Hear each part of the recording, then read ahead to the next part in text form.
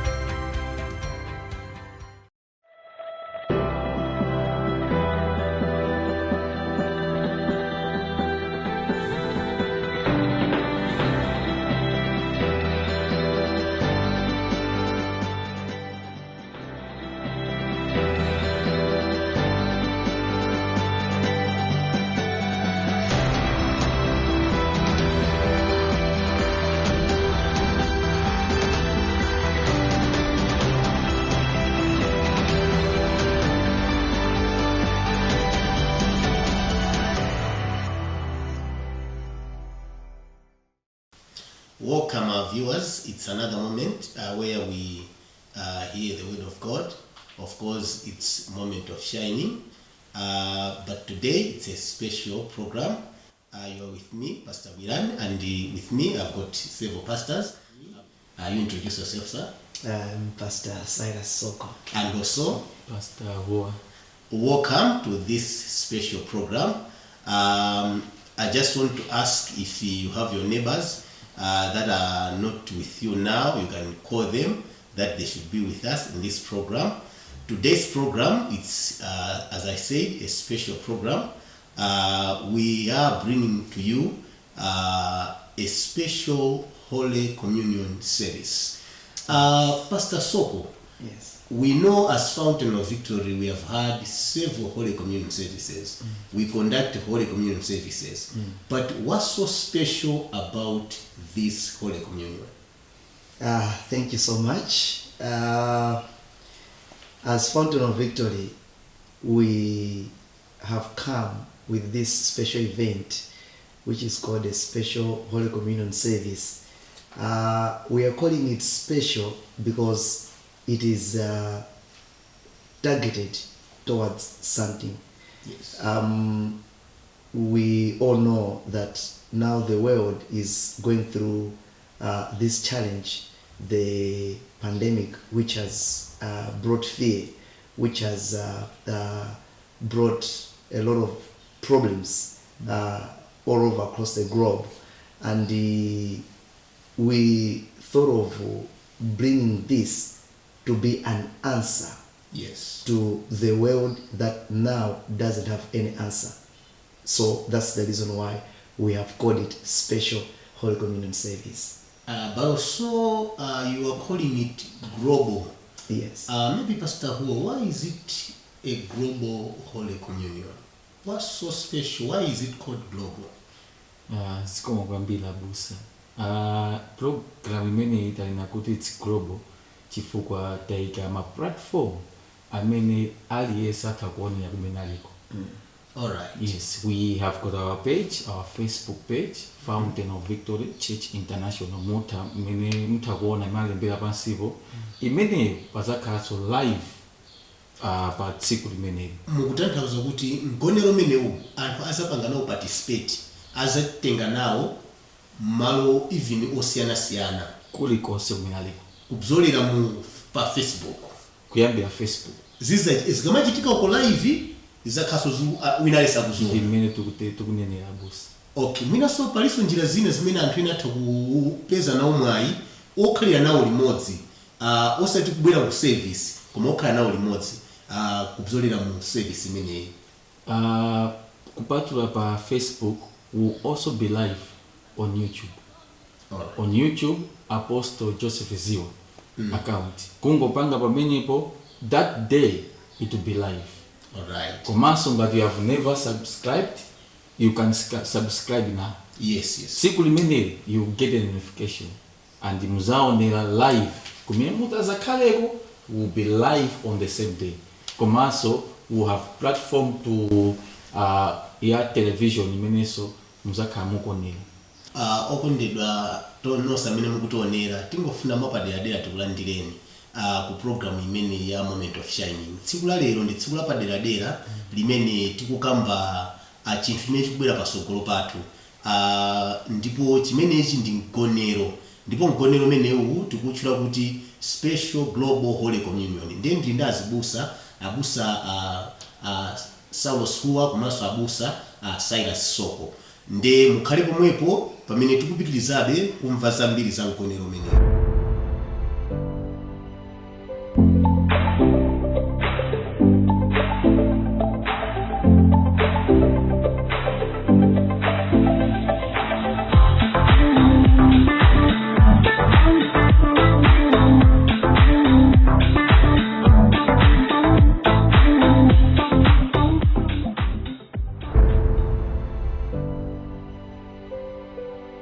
Now, Pastor Soko, we have had several Holy Communion that Apostle Joseph Eziwa has been administering. Maybe just remind us of the things that have been happening in our Holy Communion services. Why is this thing? It should be something that everyone should be waiting for on this day. All right. Ndinene choncho kuti ndiyankhe kwenikweni muchichewa. Ma service a Holy Communion tikukhala nawo mzaka zimene zapitazi, ndipo taona zotsatira zosiyana zimene zakhala zimachitika anthu akamamgonero, tikunena kudya thupi la Yesu komanso kumwa mwazi wake. Ndingonena papa mochepa pang'ono kuti mgonero ndikumvetsetsa kumene Mulungu adatipatsa. Actually, mukazikike pamenepo kuti ku Fountain of Victory kapena Apostle Joseph Eziwa ali ndi mavumbulutso apaderadera okhuzana ndi mgonero. Ndiye ndimafuna musiyanitse kuti nangasi mgonero ti umadyedwa malo osiyanasiyana, koma uwu chifukwa chani andi chifukwa chani nthawi inoyi. Chabwino, tikapita mu Bible ku 1 Korinto 11 kuyambira pa ndime ya 24 kumatsika musi mpaka kutsesereka mpaka 30, pali chimene Paulo adanena koyambirira kwenikweni ku 24, 1 Korinto 11:24, akunena kuti ichi ndi chimene ndidalandira kuchokera kwa Ambuye.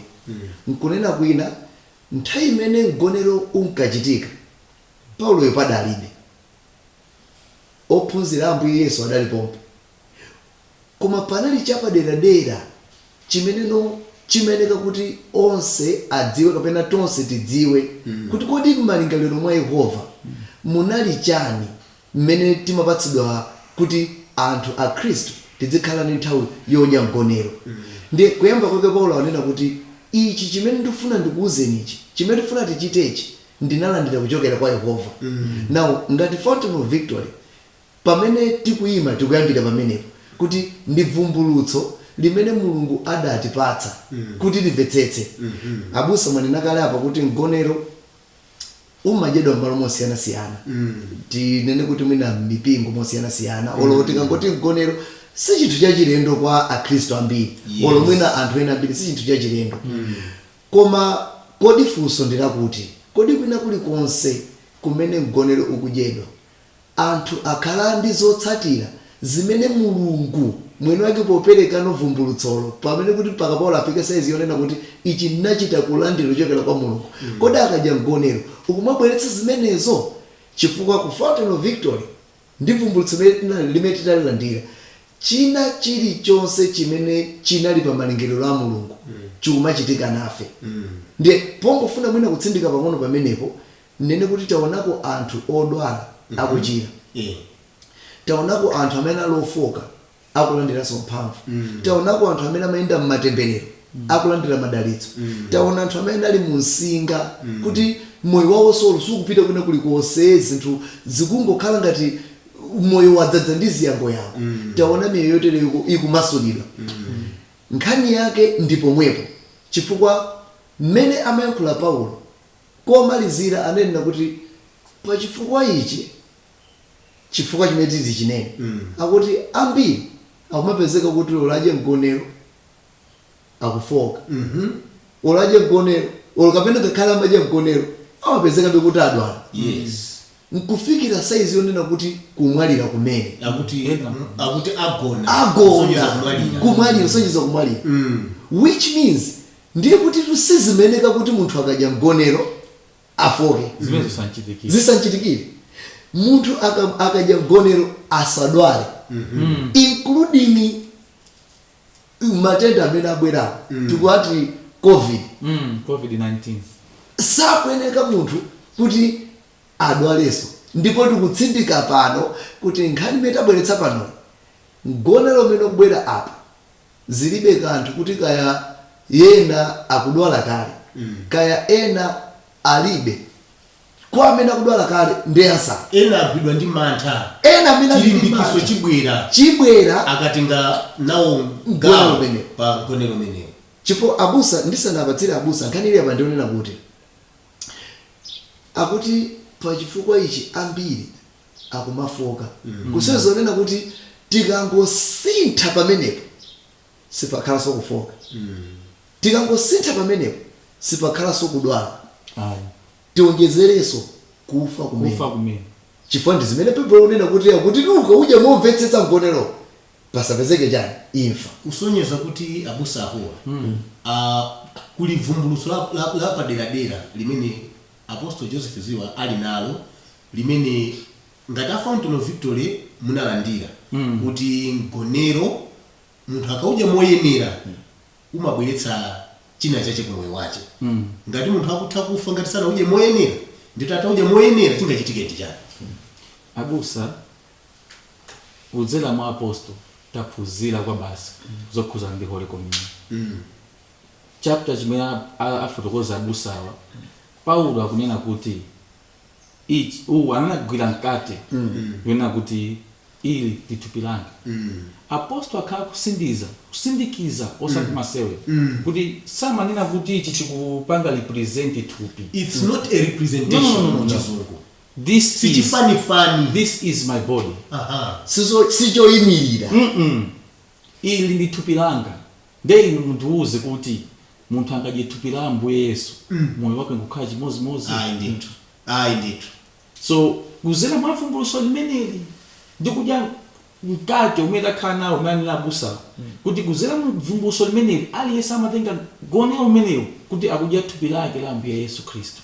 Nchifukwa taona cancer ikuchoka, taona HIV, taona anthu amene anandi zofoka za matupi. Akuona akupeza machiliso awo. Ma Holy Communion athu onse mbele akhala nawo. Nchifukwa tikunena kuti ulendo uno ndi zimene zikuchitikazi yankhula pezeka. Alright. Yankhula pezeka amene aliyesa akawina kuti sindopeza thupi bwino mjena liyonse kaena kuti ndingona ngati ma symptoms ena ka mjena this day kuzangukhala nafe limodzi live melanene pa Facebook pa YouTube. Sungwenina kubwera kuli konse kumene muliko Mulungu azakukhuzani. Alright. Chabwino. So muntu achite chani? Atani of course mwina amusa natuze kuti ndiliti. Kuma mwina kuti tikhale nawo limodzi mu chochitika chimenechi. Titani. Chimene tikuyeneka kuchita titsindikenso pamene. Mpamenenso mwina ambiri kalero amapophonyapo. Mwina soyena sofikira lero limene amakhaso akupophonya.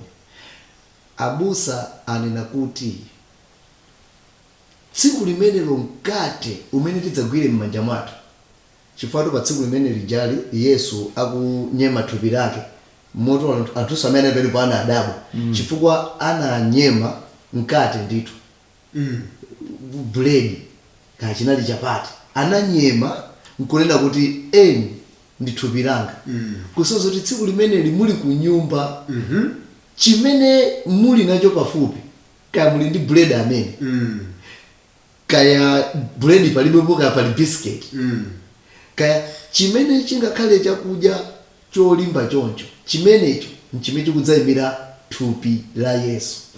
Ndiyeno kunena nomomveka chimenecho ndiye thupi la Yesu. Drink kapena chakumwa chimene mudzakhale nacho pafupi kaya ndi somo kaya ndi Fanta kaya ndi chakumwa chilichonse chimene mumatha kusukunula madzi amene ndi chimene iniyo mukudzakhala nacho kuti ndiye mwazi wa Yesu Khristu. Ndipo pa tsiku limenelo mudzakhala kuti m'manja mwanu mwagwira thupi la Yesu. Thupi lanuli lidzagundana ndi thupi la Yesu fwa lidzalowa mwa inu. Magazi anuwo adzasakanikirana ndi magazi a Yesu. Pamene no amanena kuti Mulungu pamene amanena kuti ichi mukamwa simukuyeneranso mukhale matenda mwa inu.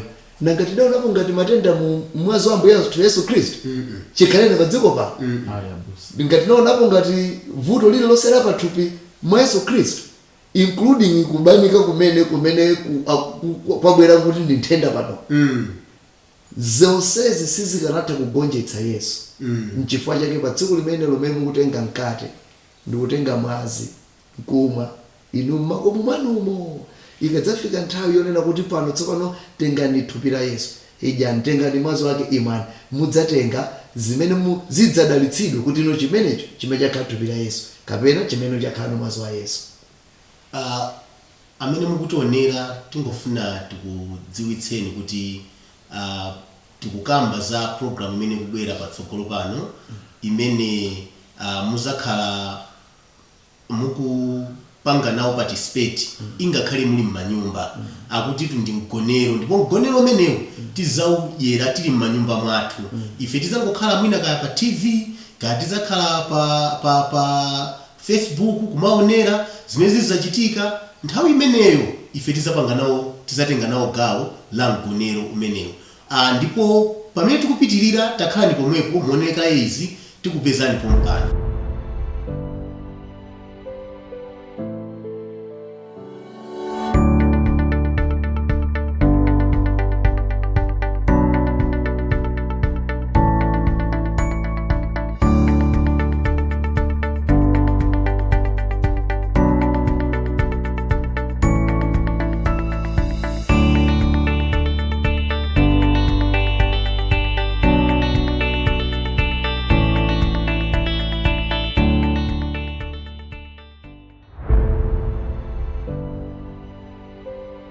Takulandirani ku gawo lathu lachiwiri mu program imene ya Moment of Shining.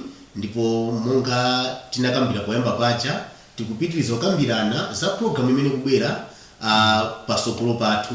Ndipo ndili ndi abusa ahuwa komanso abusa asoko. Abusa mwina tangotiuzani mwachindunji kuti kodi zimenezi zikuchitika liti? Program imeneyi kapena mgonero umenewo ndipo ndi chisomo cha Mulungu ukuchitika mu nthawi ya Pasaka ya Easter. Ndeni mu nthawi yake mwenimweni imene ndikukumbukira Yesuyo adachita onena kuti mukamachita izi muzichita pondikumbukira ine. Ndiye tikuchitadi mu nthawi imene tikhale tikukumbukira za imfa yake ndi zonse zimene zidachitika. Program imeneyi ikubwera lachisanu lino. Yes. Kuyambira lachisanu Good Friday pa 10 April. Nthawi ndi 5 koloko madzulo mpaka na 7 koloko madzulo. Tibwereze ndi lachisanu limene likubwerali pa Good Friday ena amati Easter Friday. Kuyambira 5 koloko madzulo mpaka na 7 koloko madzulo ndimene lidzakhale kuti service yonse yatha. Ndithu anthu ayembekezere zotani abusa ahuwa mu nthawi imeneyi? Of course tufuna mutiuzenso kuti kodi kufunikira kwake kwambiri molinga ndi zimene tikukumana nazo pa dziko lonse lapansi komanso m'Malawi muno za matenda amene abwera achilendo. Ku program imene ndiyofunikira bwanji pa nthawi ngati imeneyi?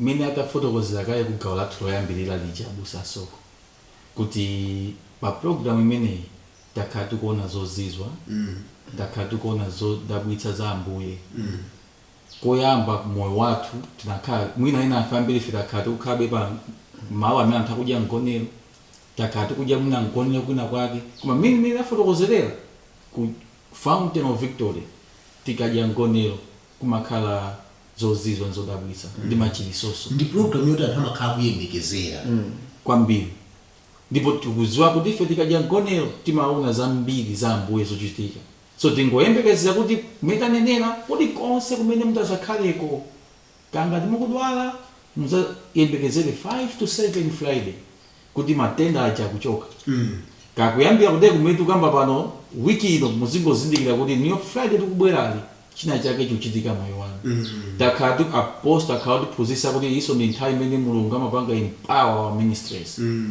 kuti Mulungu amatipasa mphamvu zapaderadera kuzira ku Holy Communion imeneyi yes so kuyambira wiki ino yonse tizingoyembekezera Friday kuti Mulungu akuzachita zodabwitsa pa miyoyo yathu ndipo ndi nthawi ya coronavirus tisaope chifukwa kuzangopanga participate in this Holy Communion Mulungu azachita chodabwitsa pathupi lathu sitizakhalanso ndi kupelewedwa nena kuja tizafokaso Mulungu akutipasa machiliso athu lachisanu likubwerali ndipo mwina abusa muli pomwepo titsindike apo nena kuti mgonero umene kuchitika pano sikuti ndi mgonero woti kungonena kuti popeza tili nthawi ya Easter nditi tipangeni mgonero ndi chimene pose mukudziwa kale dziko lapansi lazingwa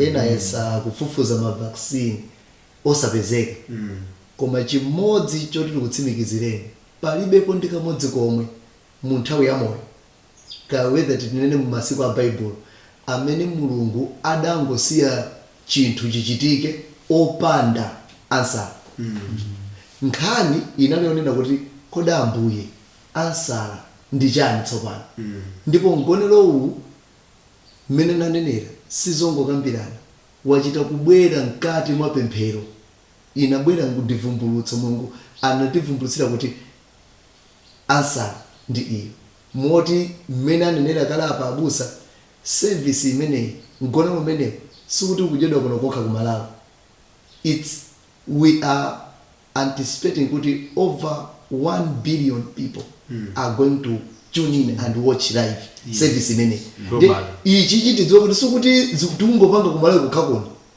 in UK in America in Philippines in South Africa anthu akuyembekezera tsiku ili kuti Friday pali chapaderadera chimene chikuchitika ndi miyoyo yathu ndipo ngati mulipo munali ndi mantha ngati mulipo amene mwina ndi tipange emphasize suti nkhani yake si kuchiza coronavirus yokha kapena sikuti mukungotetezeka ku coronavirus koma ndi inuyo mukhale ndi mwazi wa Yesu mwa inu thupi la Yesu mwa inu kuti china chilichonse chimene sichikanagonjetsa Yesu inunso sichikugonjetsani sinkhani yongokhudza thupi mokha ngati Yesu sanaende mu umphawi mgonero uwu ukubweretsa moyo wa Yesuwo mwa inuyo chilichonse chimene mudaona kwa Yesu ngati pa Yesu panali ulemerero ngati panali mdalitso ngati chilichonse chinali pa Yesu nchimene mgonero umene dziko lonse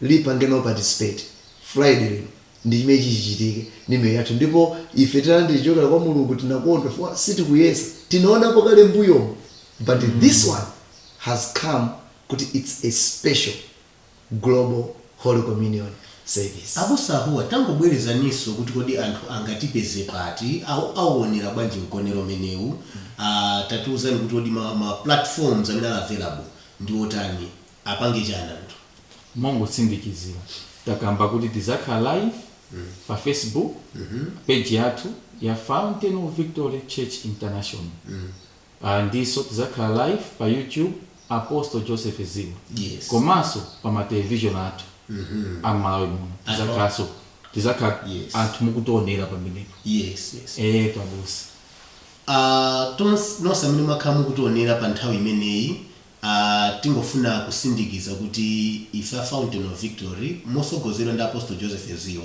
mu nyengo imene tikukumana ndi matenda achilendo COVID-19. Apostle Joseph Eziwa atikonzera yankho ku vuto limene tili naloli. Endi yankho lake ndikuti pakonzedwa mgonero wapaderadera, special national and global holy communion, umene tonse tizatenge nawo gawo popangala m'manyumba mwathu pamene tikuonera ma platform osiyanasiyana amene akulembedwa pansipo mmene mungathe kuzaonerera mgonero umenewu. Ndipo ndifuna ndikumemeni amalawi nonse kugalonga mpaka kuchitipa kuti tonse tiyeni tizakhale kaya pa TV pathu kaya ndi pa foni pathu tizakhale tikuonera pa tsiku limeneli lachisanu limene likubwerali, ndipo izayamba program imeneyi kuyamba 5 mpaka 7 makamaka pa YouTube, pa Facebook zizakhala zinthu zimenezi live, komanso ma TV osiyanasiyana program imeneyi muzayionera. Ndingofuna mukhale woyembekezera, yambani kuzikonzekeretsa kuti tsiku likubwera lachisanu likubwerali kuti muzatenge nawo gawo pa mgonero umenewo. Zikomo kwambiri.